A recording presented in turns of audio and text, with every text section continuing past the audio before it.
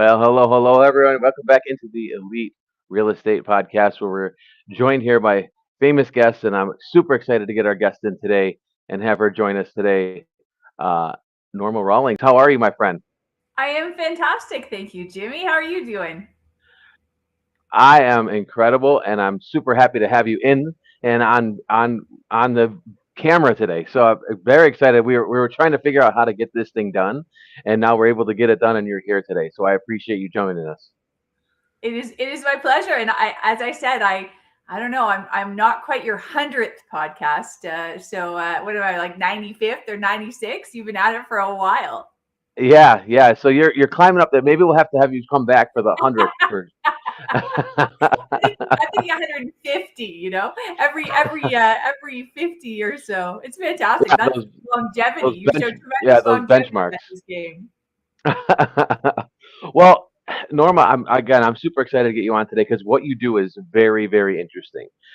We talk about real estate agents a lot. Real estate agents typically don't have a retirement plan, right? We're just going to open lock boxes until it's time to not open lock boxes anymore. Yes. But you've discovered a way to help agents with that. Yeah, for sure. So what happens is we start down a certain path and we find that we're good at it and we start to create some success at it, and we often never think, what is at the end of the day this going to be worth? And so I am privileged to work with entrepreneurs every day, which I know you thoroughly enjoy. Yes. And it means that I can help them actually turn their business they've created over all those years into value at the end of the day. Because when you have a roster of agents, a team, a brokerage, you're creating value that someone else can benefit from when you're ready to exit. So that is one of the things that I do, and I do it with great pleasure. It's as I say, it's a privilege to help business owners and entrepreneurs who've spent their life creating a business figure out how to monetize it when they no longer want to run it anymore. Yeah, and it's an incredible thing because I've had this conversation. My wife is a dental hygienist, and the dentist she works for originally retired. So a new dentist bought the practice, and then that's when it kind of hit me like he's just buying the data, right? He's just buying clients. He's buying a business, but then I was like, oh my gosh, that's real estate. It's so true. And what's interesting about it is, if your agents are sticky to you and you have some systems in place and some processes that let you repeat cash flow year over year, which any successful brokerage typically has to have, or they go to business, within the first couple of years, then that's exactly what you're selling. You're selling repeatable cash flow, just like your wife's dental practice, right? It's like she sees that repeatable cash flow that was sold from one dentist to another. Yeah, yeah, and that's when it really like sparked in my head, like, wow, this is what we can do with real estate. Yeah, no, it's very true. And it's all about what is of value to the buyer, right? What does the buyer of a real estate brokerage look for? And what they look for is uh, sticky agents, right? Agents that will transition with you, because typically, Jamie, if you're selling, you're going to have to stick around for at least 6 months, maybe 12, to transition the agents over. So you look for that loyalty, but you also look for, is there stable cash flow from this group of agents year over year? Because if there is, the buyer will pay the seller for that. And so it's a nice legacy to think that, yes, it's earned me a living over the years, right? So hopefully it's provided more money than your expenses, but also that it's going to provide you with a capital payout when you decide that you no longer want to run the brokerage anymore. Yeah, yeah, and for most real estate agents are just operators. We just get in, we do this business, but you have an MBA, you went deep into the real estate. So what does having that legal mind for you do when you're sitting across that table from that broker who thinks their brokerage is worth double than what it actually is? So when I went to law school, I was amazed at the arrogance of the law students right out of the gates, Jimmy. Like it was one of those situations where you walk in and you go, these kids are all like 22 and they think they're all that. Whereas when I went to get my MBA, totally different personality type, much more engaging and humble and business oriented and excited and enthusiastic. So I actually have phenomenal friends from when I did my MBA, and I don't have any friends from when I did my law degree because difference in personality, which is, I mean, it's the stereotype sometimes is accurate, right? But what I find is that the legal training coupled with the business training allows me to sort of look at your real estate brokerage, somebody's real estate brokerage, and say, okay, this is what we have to do in order to create a compelling package for a buyer that they are going to see the value, they're going to pay you for the value, and they're going to be able to succeed with what you have built. Because a lot of it is, you think about all the time and energy you spend building your practice, there's a legacy there. You care about your agents, you care about your clients, you care about your community. It's obvious, right? The investment that you make into the Detroit area. And so you want to find a buyer who's going to continue that legacy and not just dishonor it by dismantling it or being disrespectful to your agents or not continuing what you've built. So it's a lot of, finding the cultural fit and finding the right buyer who has enough cash to pay you money on the, upfront. And you need to be able to trust the buyer that they'll pay you out over the next few years, the remainder. So I think the law and the business together help me analyze that better than if I did not have the law and the business degree. But again, I thoroughly enjoy working with entrepreneurs. There's no group of people that sees the world the way entrepreneurs do, right? Like a salesperson or entrepreneurial mentality. I always tease, on a Monday, you can have a horrible thing happen. And most people by the Wednesday are still wallowing in how horrible it is. And you and I both know the entrepreneur is like, how do I turn that challenge into an opportunity? Right? Exactly.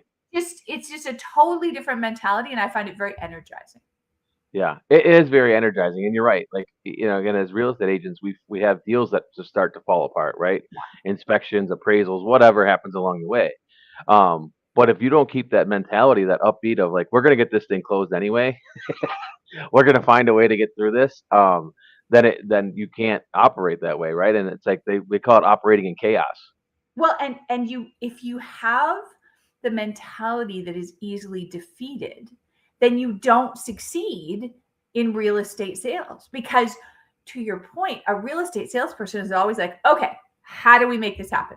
Okay, how do we remove the hurdles, remove the barriers so that we can ensure that the outcome occurs? And it's that can-do attitude that I think is prevalent in the people who succeed in this profession are people who have that ability to look at what other people would think was an impossible challenge and say, I got this. I'm going to figure it out. I'm just going to keep banging my head against the wall and pushing until something happens, right? And as you know, sometimes you get a headache when you do that, but that's okay because you're still trying to make it work rather than just accepting defeat. Yeah, we're gonna work our way through it one way or another. We're gonna work our way through it because you have to, because anything you try to do that is sales related is it's very few of your deals, I'm sure, Jimmy, are easy, right? Like some of them are easier than others, obviously, and some of them you can't make work. But most of the time, any deal you put together, there will be challenges. And so you have to be able to work through those challenges and bring that creativity and that can-do spirit to the table to make it work. We find when we put a buyer and seller together, we're always looking for a mutually beneficial arrangement, right? So it's like if one person's winning and the other's losing, that's bad. Whereas if both people feel like their interests are satisfied or protected or at least partially met, then they're aligned to work together to make the deal happen. And that it's again, when you get two entrepreneurs together with that attitude, it's very energizing. And what happens too with the best deals I've done, the seller and the buyer on closing are telling their agents everything's staying the same and it's getting better. right? And Yeah. that's the perfect apex transaction where an agent says, okay, I don't have to worry about insecurity or change, but I have more referral sources. I have more leads. I have mortgage and title that are right available for me. Things that make it better for the agent. I have a larger scale. I have, an international scale or a North American scale rather than what I had before. So the sense that you can create stability and an improvement, those are the best deals. Yeah, yeah. Like I coach and train a lot of agents too, and that's one of the things that I try to do. It's and not or, Yeah. right? It's and not or. If we can do this and that, and whether that's with a client, that you're selling a house, or whether that's with what you're doing at scale, with massive brokerages is different. So just like But a quick you're right. 30. It's the attitude. It's the Yeah, attitude of and not or. I like that. I haven't heard that before, but I like it. It's yeah, you're trying to do more so that your customers are become raving fans of you, right? You want them to say, Jimmy is the best guy I have dealt with in this space. You need to call him. Like that's what you're trying to achieve, is that sense that your customer is just so pleased with what you've done for them. yeah. This is recorded too, so that I'm gonna keep that. I'm gonna clip that part out. That Jimmy is the best for you. I'm gonna clip that one out. um, but so like just like a 30,000 foot view of what you do, without getting too much in the weeds. So like, what's your valuation like? Like, how do you look at the value of what a brokerage is, or a large team, or whatever the case is, to put a price tag on it?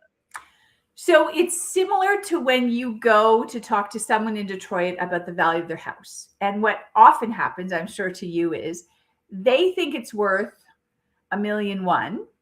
Hmm. And like you just told me about that waterfront property, it's actually worth 900,000. And so you have to sort of bring them comparables to say, these are the last 10 houses that have sold in this area, and this is sort of the range. So it's the same thing with valuations. What we do is we start with educating the real estate broker as to what metrics a buyer is going to look at. And having a great desk and a fabulous location and really good branding, those are good things. But the metrics in real estate target into the last 12 months of cash flow and the number of agents you have. So when you sort of look at the whole picture, having the great brand and the great furniture and the great location, all assets. But if you're not making cash every year, Mm, those three things are not going to cause there to be a lot of value in your brokerage. You have to have repeatable cash flow that the buyer feels they'll be able to replicate. And so when we look at evaluation, we say, okay, how many agents do you have? How productive are they? What is your company dollar or gross margin that you generate after you pay, agent commissions, third party brokerage commissions? So you take your gross commission income minus those things. What company dollar are you working with that you then use to pay your expenses? Because that's going to be a limitation in a sense. How much do you have to work with each year? And then you look at profitability or cash flow. How much cash flow does it generate? And obviously, Jimmy, we add back stuff like, if you're a member of the Dearborn Country Club, then we typically will say, yes, that's nice for you to have, or if you have, let's say you have Lions season tickets or Red Wings season tickets. Those are all completely fine business expenses for you personally when you're owning. But a buyer is not going to have to replicate that, right? They're just looking at your core business expenses. So any of those expenses that you run through your brokerage get added back to the cash that the brokerage is going to generate. And a lot of entrepreneurs will run through as many expenses as they can legitimately and with discretion to reduce their taxable income. What I'm looking at with evaluation is, when that's all added back, how much cash does that business generate consistently year over year? And then what I typically will do is I'll say, okay, I have to put a multiple on that. So let's say Jimmy, that your brokerage earned $300,000 in cash pretty consistently year over year. Let's say that was the number. Then I would say, okay, how many agents do you have? Oh, you have 45, 50 agents. Great. How long have you been in business? What's the reputation like? You look at all the other factors, and then you say, I think I'd give that a 3 times multiple. So that 300,000 in repeatable cash flow means your brokerage is worth $900,000, give or take. And that's sort of the metric. Is you look at about 15 different metrics, but it all boils down to, for a buyer, what cash flow can they expect will repeat for the next 3 years? It makes sense, and you're right about about pulling comps, right, and running comps of comparables and trying to figure all that stuff out. So that's where it can get tricky because people have spent years building this business, right, and building this brokerage and building all this stuff and putting their blood, sweat, and tears into it. Yeah. So it does feel like it's worth more Of because course, of all the time I've because spent, right? it's your third child. It's your baby. It's something that it's very near and dear to you. And it's interesting. It's interesting because we'll have some people who undervalue their brokerage, and I find that always interesting. Where they'll be like, oh, I don't know if anybody wants it, Norma. It's not.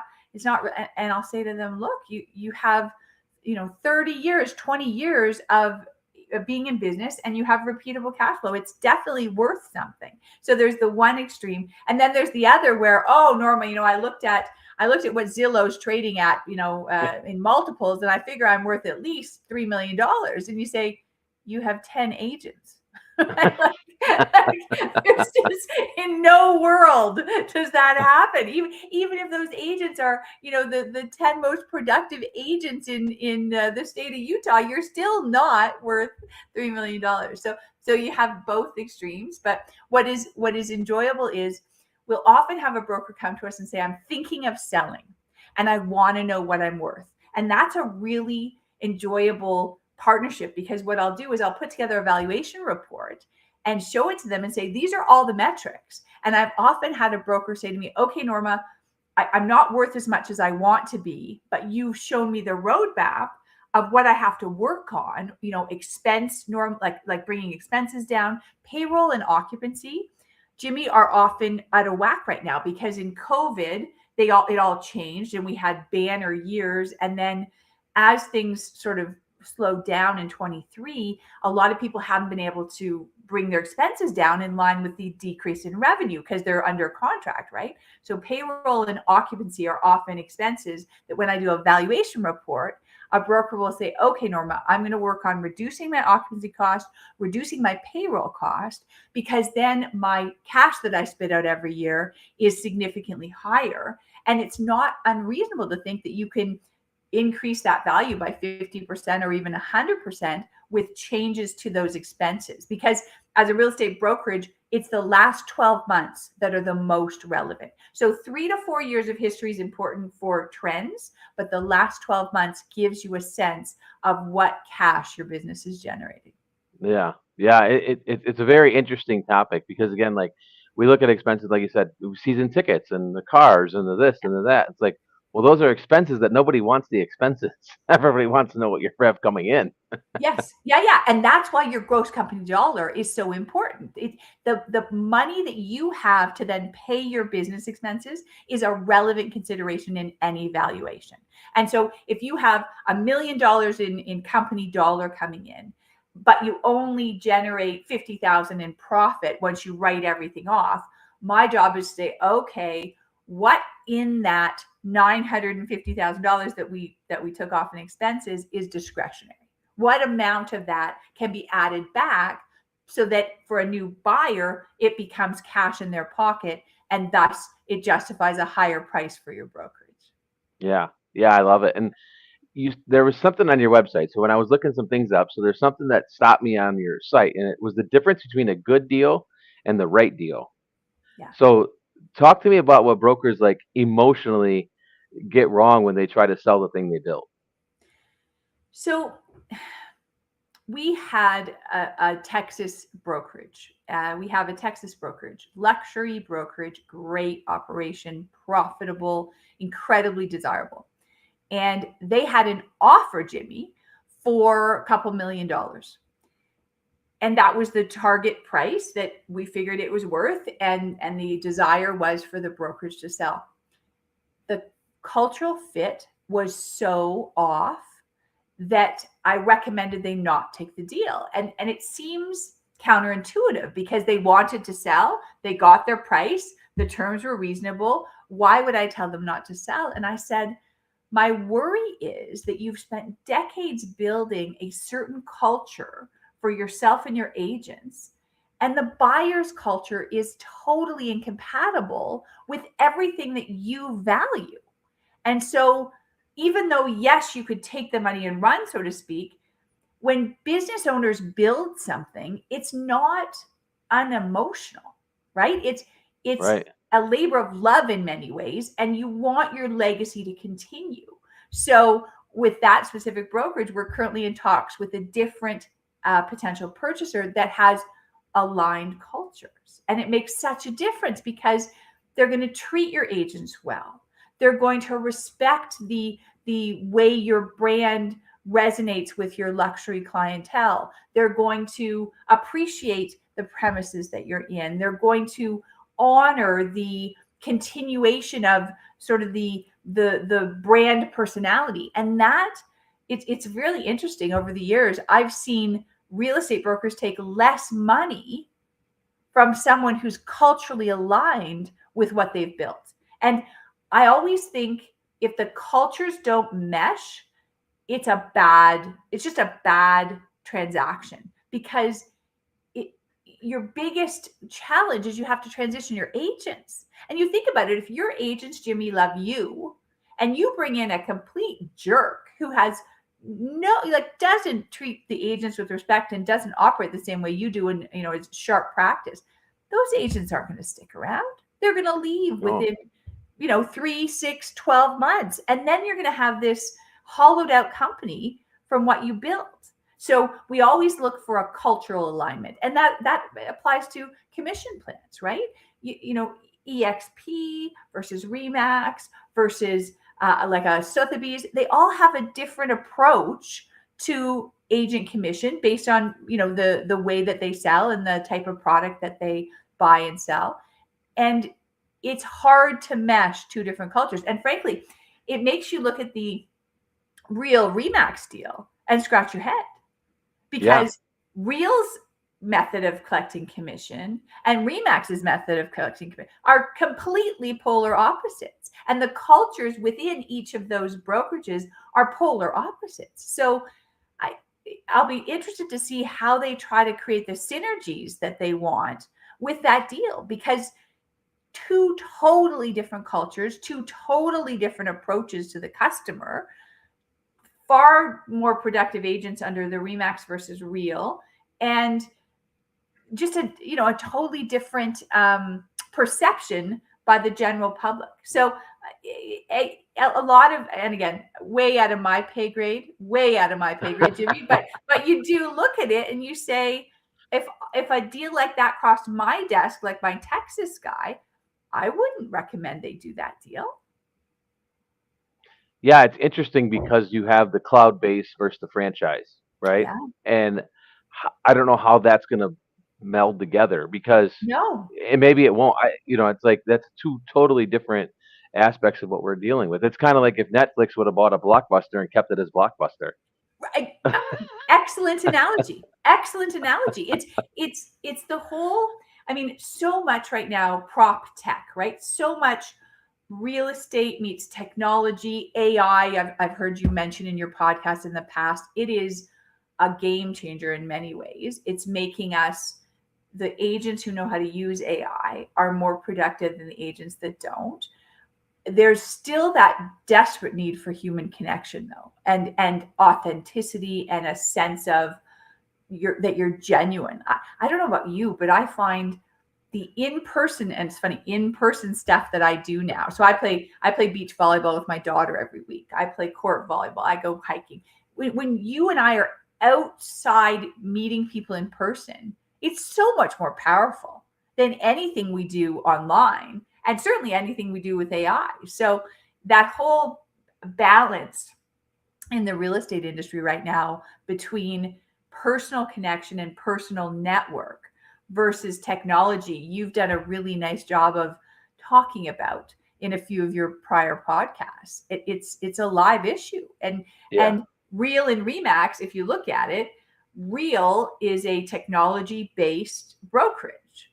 Remax is not. Remax is very much old school, the balloon, the connection to their customers. And I don't know, is it possible for those two to find a win-win? I don't know. Whenever we do a deal, we always need a win-win. We always need both parties to be getting what they need out of the transaction. So Yeah.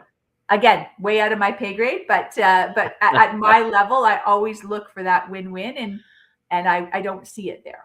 Yeah, it's like I said, it's going to be interesting, how that plays out. And then again, we've got Anywhere buying, all these acquisitions that are Yeah, happening right Compass now. buying Anywhere, and again, talking about complexity. Oh my goodness, how do you deal with 9 different brands, a bunch of them competing in a bunch of markets across America? It's just hard. Yeah, And there seems to be a reduction in leadership, right? So a lot of executives being let go because they're looking to amalgamate and create a more efficient operation. And I don't know.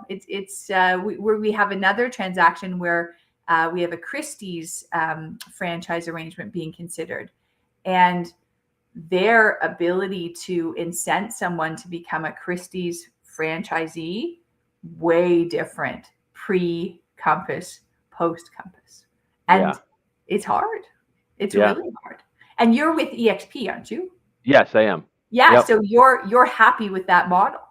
Yeah, I love it. I love, it gives us the ability to, do so many different things. Work from home, work from an office, right? Just different things. And really the most important thing that I looked at was who I was surrounded with, right? And I'm surrounded by the best of best. So I'm super happy because again, it doesn't matter the brokerage you work for. It really doesn't. People are going to use me whether I'm with I was with Keller. It doesn't matter what company I'm with. They're going to use me because of me. And so I look at it more as who I can surround myself with, right? And those people that I want to be around to help me push my business farther than I think it can go. And so that's one of the things that I looked at. I coach this on agents all the time. And sometimes it's not EXP is not a fit. Keller is not like it doesn't. We have to figure out where you're going to be most comfortable as an agent. You know what? It's you raised 2 points that resonate. The personal connection that you have with your customers means that your business can go anywhere, right? Hmm. You can take your business anywhere because you have that personal connection, that your customers are going to follow you no matter the brand. And that is brilliant if an agent can create that sort of loyalty to themselves personally as opposed to the brand. And then the second thing you said that I think resonates is if you surround yourself by people who are exceptional, who are great at what they do. I always laugh that I want to be surrounded by people way smarter than me, way more capable than me, way Yes. more, people who are going to push me, because the last thing you want to become is complacent. You always want to be pushing to become a better version of what you are right now. So it sounds like it's a good fit. Yeah. Yeah. It is. It is. And one of the things that you wrote a piece called "Recruiting Through Acquisition."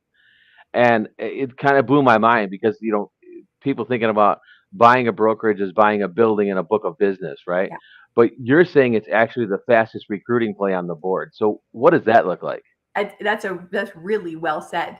The fastest recruiting play on the board. That's exactly what it is. It's if you think about how you traditionally recruit, you work really hard to try to convince 3, 4, 5 agents a year to move over to your brokerage, right? And during that same time, you inevitably lose 1, 2, 3, 4, 5, 6, 7 agents. So at the end of the day, you're either net zero, maybe up 1, maybe down 1, and it's exhausting. If instead you take that energy and you say, okay, let me look at my competitors in town. Let me look at if anybody's ready to retire. if anybody seems to be exhausted, if anybody seems to be ready to exit for whatever reasons, whether it's health issues, whether it's your wife just retired or your husband just retired and you don't want to do this anymore, whether it's financial struggles, whatever the reason you want to retire, you start conversations with, you think about it as real estate salespeople, you put a target list, right? You always have a prospect list, a target list. How am I going to approach this? How am I going to grow my business? Same thing with your business overall, with your brokerage. You say, I'm going to talk to 10 brokerages in town that I think would be a good fit with mine. And I'm just going to sit down and have coffee with as many of them as will have coffee with me, all with a view to opening the conversation to saying, hey, could we partner together? Are you looking at exiting? I'm trying to grow. If you hear of anybody who wants to sell, I'm your person. Because what you want is you want to get that call, Jimmy, from the guy down the road who says, hey, it's Lloyd and I really want to exit. You said, Jimmy, that you want to grow. Let's have that conversation because I've got 10 agents and I think they'd be a good fit with you. And then rather than recruiting 4 and losing 3, you've got 10 in one transaction. And even if you lose a couple, you're still up 8. Like it allows you to spend less time for way more impact, way more result. Yeah. And, talking to some of the largest teams and team leaders, and I led one of the largest teams here in the state of Michigan for a while, is, this recruiting thing. You're bringing in, to us to grow by 2 agents a month, we had to bring in 10 because we were going to lose 8. We just knew that number. Oh. And so it's exhausting. It's exhausting. And that churn is difficult to manage because there's a lot of negativity around that. Whereas if you instead say, you know what, I'm literally going to focus on buying a 20 agent brokerage, then it's a positive, right? It's an additional energy brought to your business. And it's also established. So a lot of times when we recruit, we bring unseasoned agents in, right? New agents, and try to train them, which is great. But if you're buying a 20 agent shop, you're going to already have really good producers as part of those people, your middle group, and then you're going to have a few that don't do much, but all of a sudden you're up by 20. It just, you can see the growth trajectory changes dramatically. And right now, the more agents you have, the more you're able to do for those agents because you're amortizing those costs over more bodies. And so you're able to give them more benefits as well. Yeah. No, I love that. And it's so true because you start to look at how can I increase my business, right? And everybody says like more agents fixes everything, right? More agents fixes everything. And this is a way, instead of, again, bringing agents in, interviewing them, and if you can increase their culture, right? If you can make that culture that they're currently at even better, they're going to bring more people to them anyway, because they're going to want to bring their Then they friends. become that raving fan that you want your customers to be, where they're like, Jimmy is awesome. You need to come over. Because so many agents hate change. So for an agent to change, there needs to be a major problem generally. And so if their colleagues are saying, Jimmy's fabulous, you need to come with us, it's, all of a sudden you have a second pipeline of agents coming over. Yeah. Quickly. And they're positive about it. It's not like you have to pitch them. They've already had their 3 friends who joined as a result of you acquiring their brand, and they're already sold. They're pre-sold. Yeah. No, it sounds so good because it does shorten that timeline of, to your point, like you said, it's you interview an agent, you bring them on, you onboard them, then you start to give them all, then you offboard them because they left and went somewhere else. You know what I mean? So it's just like this constant thing of like keep trying to keep everybody happy. Yeah. Constant churn. Yeah. No, recruiting through acquisition is very elegant in its simplicity. It just, the minute you understand it, you're like, that resonates. That makes perfect sense. And it really does. And it's nice because there's a lot of brokers looking to exit, and a lot of smaller brokerages that just can't make money in this environment unless they have scale. And those are perfect targets for the recruit through acquisition strategy. Yeah. So onto that, like, walk me through the math a little bit. So if a broker calls you today and says, "I think my brokerage is worth X," Yeah. what's the gap usually between what they think it's worth and what it's actually worth? Excellent question. So we have a process that we run. So let's say you said to me, Norma, I want to recruit through acquisition and I want to buy a brokerage with 15 agents. So what we'll do is, you have your 10 conversations, you have your 10 coffees, and let's say one of them calls you 3 months later and says, "Okay, Jimmy, I'm ready to sell." What we will do is we'll look at their financials and we'll give you sort of a target price for them, and we'll share it with them as well, because it's not like a listing document where you're saying, "Okay, well, let's try it at $9.99, but if you get $8.50 you should sell." It's more of a, this is what the market would look at your brokerage and consider its value. So we try to give you a range, right? So it's okay, it's Jimmy, it's going to be worth between $150,000 and $170,000. You say, okay, good to know. So then you're able to structure a transaction with that seller to maybe put, if it's profitable, maybe you put 30,000 down. You agree on a purchase price of 160,000, and the other 130 you pay out over the next 3 or 4 years. That's eminently doable, and you immediately get the benefit of 15 more agents. Yeah. So that's the basic transaction. Is you will all someone like me. There's about 3 or 4 companies in the space in addition to Broker VMA. So we'll give you a range of value, and then we'll help you structure a letter of intent that again is mutually beneficial. You want your incentives aligned with the seller's incentives, and usually in this environment, very, very rare that you get money on the barrelhead. Like, very few transactions I see right now where they pay the full amount up front. It's always sort of a portion. It's always like between 10 and 33% down, and then the balance over 2, 3, 4, 5 years. Got it. And then, so if you had someone that was interested in buying, would they come to you first? Like, because there's not like a listing anywhere, right? There's no listing. The market is very confidential. Typically, what we would do is we would meet with you on a complimentary basis and say, "Okay, Jimmy, what's your target market range?" And you would identify, I want anywhere from 10 to 30 agents. And we'd say, "Okay, so then your next step is make a list of any brokerage in your community that's 10 to 30 agents, and literally reach out to each of them and ask them to have coffee." And so you do the legwork. We don't go out and find them. We have lots come across our desk. So if we know you're looking, obviously we'll send them your way if it's a fit. But it takes spade work on your part. But spade work, then you're spending doing one at a time. So you meet with the 10, you have coffee with the 10, you let all 10 know you'd love to have a conversation about merger, partnership, buying them, any sort of collaboration that would be mutually beneficial. And you leave it at that. And inevitably within a day, a week, a few months, you're going to get a call from at least one of them saying, "Jimmy, I'm ready to sell." And it's at that point that we come in. So at that point we say, "Okay, Jimmy, let's figure out what it's worth." Right? So we get their financials and figure out a range of value, so you know that you're not overpaying. And then we help you structure the transaction so that it's, again, beneficial for them, beneficial for you, and facilitates the transfer of all the agents. We always want it to be status quo for the agents, as we talked about. So nothing changes, but it gets better.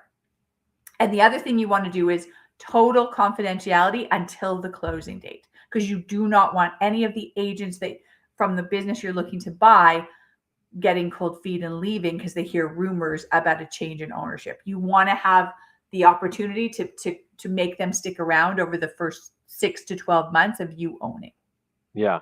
Yeah. And then is that typical too? Like the person who buys typically stays around 6 to 12 months just to try to, ease that merger. The person who sells, it's very rare. We had a sad one in the fall. Maryland broker, cancer back, had like 6 weeks to live kind of thing. And we ended up facilitating the sale of his brokerage, which he was really happy about, but he couldn't stick around. So in situations like that, you deal with what you've got. But in situations where health is not a factor, typically the seller has to stick around minimum 3 months, more generally 6 to 12. That doesn't mean in the office every day working full time, but it means presence seen, presence felt, touching each of the agents, with an email or a text or a phone call or a coffee or whatever over that transition period, just to make sure that they're happy, there are no issues. They're acting as sort of the transition ambassador to make sure that all the agents transition over and are happy with you as the buyer. Yeah. Yeah, and because again, it's keeping the agent sticky to that new person then. Yeah, it's That's the transitioning the key. stickiness from seller to buyer, 100%. Yeah, yeah. It's interesting, and the model is interesting because I can see how important this is, right? How important this is. If I've built the business and brokerage for years, I want it to carry on, and a lot of times I see it a lot. Kids don't want to get into it, right? If I like, it's just like, or do you want to turn it over to your kids or not? Yeah, and you're absolutely right. If you think about the traditional succession plan, it was corralling one of your children to take over your brokerage, right? That was sort of your obvious succession plan. And if they weren't interested, you just closed the door and gave back the keys and you were done. Whereas Yeah, now there's all sorts of options. There's family succession still. It can be a sibling, a child, a niece, a nephew, whomever. There's management. So your management or some of your agents may want to buy. So there's that internal succession, which we're working with a group right now that they're looking at transitioning it to one of their top agents and two of their managers. Wonderful. That's a great transition. It continues your legacy. They pay you over time. You already trust them. That's great. There's sale to the third party, so your competitor, which is again becoming very common right now, and this is what we're talking about with the recruiting through acquisition piece. There's also succession where you put a general manager in place and you retreat from the business but continue to own it, because then you benefit from the ongoing cash flow without having to be there full time. Now, you have to have a certain size brokerage to do that. And then there's sort of a partnership merger situation where you find another brokerage that is in a similar situation to yours. And you say, okay, I want to spend 6 weeks a year down on Marco Island. Can you cover for me when I do that? And they say, sure, I'm a skier. I want to spend 6 weeks a year in, Whistler. Okay, great. So you merge together, you share responsibility. You're bigger as a group than individually. You benefit from those synergies and you create a partnership arrangement. And that often works really well too. So those are 5 options that in addition to, as you say, the typical, listen, kid, you got to take it over because I built it and you better bloody well continue it. right, right. and and to touch on that piece that you were talking about, you wrote about 5 succession plans every broker owner should consider, Yeah. right? So here's what gets me: most brokers I talk to have 0 succession plan. Like most of them just are just doing the business. They're in the business, they're doing the business, and they've built this thing for 20 years, and their exit strategy is basically figure it out later. Yeah. How bad is that right now in the industry, So or is it getting better? it's not bad in the sense that you and I both know when you're enmeshed in your business, it's a lot. You work hard and there's that expression about working on your business rather than working in your Mm, business. And you have to be aware of that before you can ever even change it. So if you're in your business and every decision runs through you, and that's what juices you about your business, like that's what sort of motivates you, great. At some point, it is probably wise to sort of move up and say, let me work on my business rather than in my business. And it's at that point that you start to think about, okay, what do I need to put in place for this business to survive when I'm no longer in it? And that's when the conversation becomes very interesting. And I thoroughly enjoy those conversations. I have all sorts of clients that'll use me as a sounding board. And so, we charge them a flat fee, and they'll be like, okay, this is what I'm thinking. And I'll say, okay, that's fabulous. These are some ideas to explore so you can create that succession plan. And that's a very fulfilling part of what I do, because if you're able to come up with a plan for continuing your business after you've gone, or after you've stepped back a little bit and maybe taken on a part-time role versus a full-time role, that is incredibly fulfilling for someone who spent 20 or 30 years building it, to see it continue and oftentimes grow in directions that you personally would never have taken it. So I've seen some really nice transitions that just are so heartwarming, in the sense of you spend so much time building, and it's so wonderful to see someone you trust continuing that legacy and building it further. It's just I've been fortunate enough to have a lot of clients use me as a sounding board for creating succession plans, and it's a lot of fun. Yeah, I'm sure. It circle back to the beginning of this, right? Like when we first started talking, where did this idea come from for Broker VMA? So my business partner and I did our MBA together. And about 4.5 years ago, he reached out to me and said, I need you. I said, hello, Wayne, how are you? And he said, I need you right now. And so we had a breakfast, and he said, this is what's going on. He said, I'm doing broker coaching. I'm busy as heck.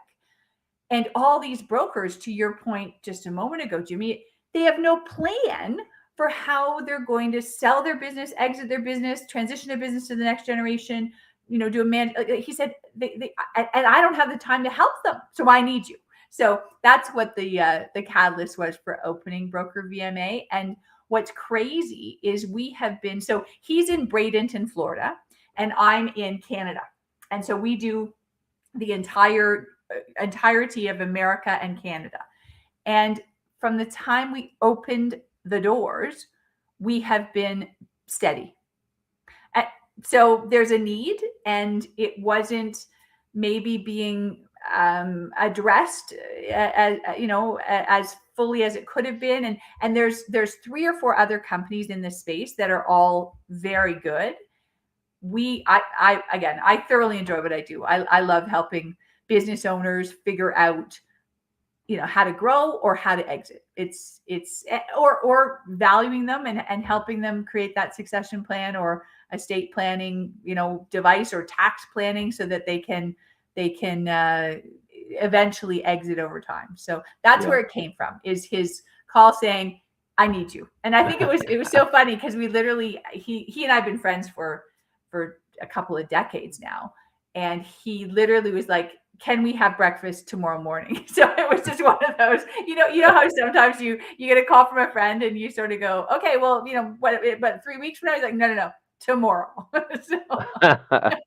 Yeah, that's always an interesting phone call, right? Yes, I need you now. And that's the phone call you want from the 10 people that you're going to target to recruit through acquisition. You want that call saying, okay, Jimmy, we need to meet. And you're like, okay, well, in 3, no, I need to come to my office this afternoon. I want to sell this business like tomorrow. And that's a very gratifying call, because it means that the spade work you did by meeting with those 10 people and having coffee, they're ready to go. They want to figure it out. We've had situations where we get a call saying, I can't meet payroll next week.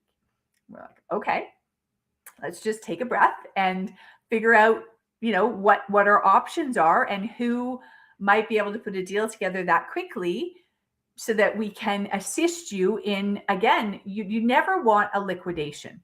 You never want a bankruptcy, because it's bad for agents.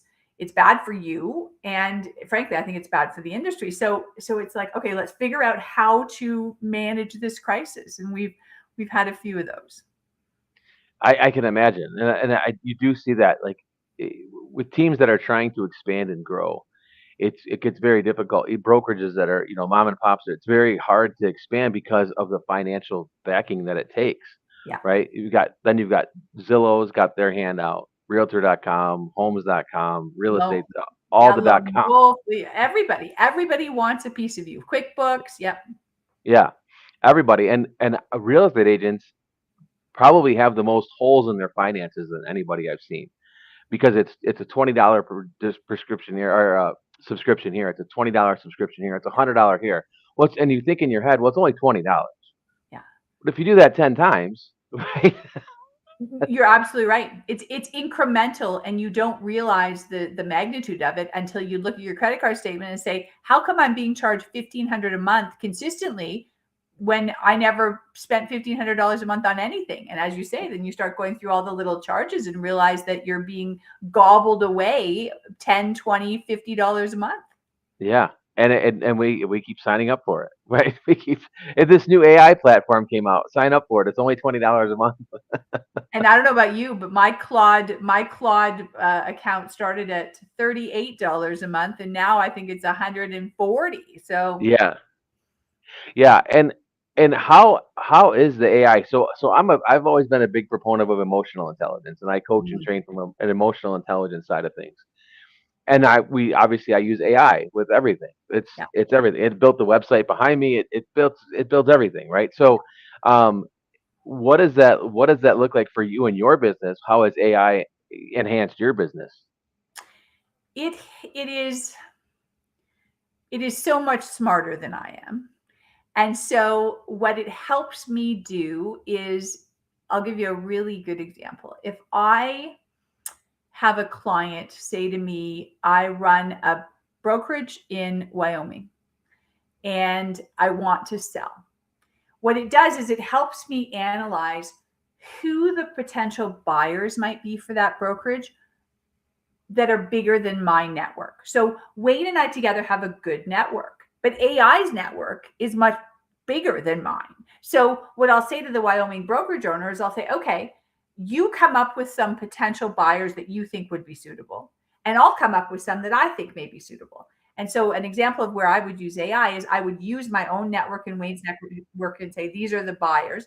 And then I would say to AI, okay, this is the size of brokerage. This is what I'm looking for. Who might be a buyer? And inevitably, Jimmy, there are a couple of suggestions that AI makes that I would not have thought about. It's a crazy thing, isn't it? Right? Like I used Claude last night. My son is a freshman in high school, and he's studying for his algebra final today, right? Yes. Um, and I haven't done algebra in a long time, Shocking, eh? That we don't use it right? on a daily I don't use basis. it on a daily basis. Now, if you want to break down money and finances, I can help you do that. But trying to figure out what X is, I don't have a clue of what you're talking about. Yep. But no, Claude helped me with it last night. I literally just put his papers in. I downloaded the sheets, put them in, and I said, walk me through step by step, like I'm a high school freshman. Teach me the steps to do these. And he sat down in front of my computer and was just taking notes and doing his whole thing. And he said, I feel so much better after that.